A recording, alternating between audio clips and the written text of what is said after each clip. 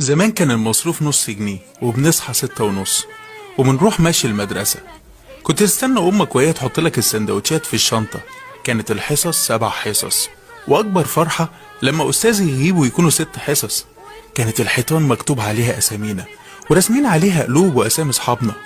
كان الخوف من حل الواجب ده أكبر خوف، وكانت رهبة الأساتذة كبيرة. كان جرس المروح أكبر فرحة، كنا نجري عشان نطلع من الباب زي اللي طالع إفراج من السجن. كنت أحط إيدي على كتف صاحبي ونروح مع بعض، وكانت ضحكتنا راس مالنا. ما كانش للهم مكان جوانا.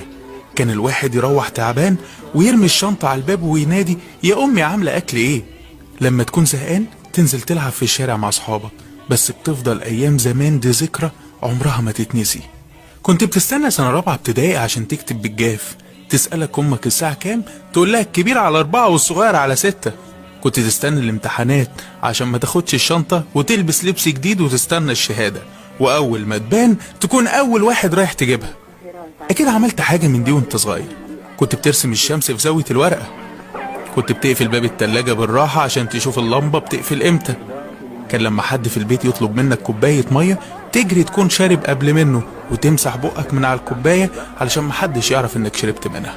اما بقى وانت نايم كنت بتغطي رجلك وجسمك كويس عشان محدش يطلع لك من تحت السرير وياخدك.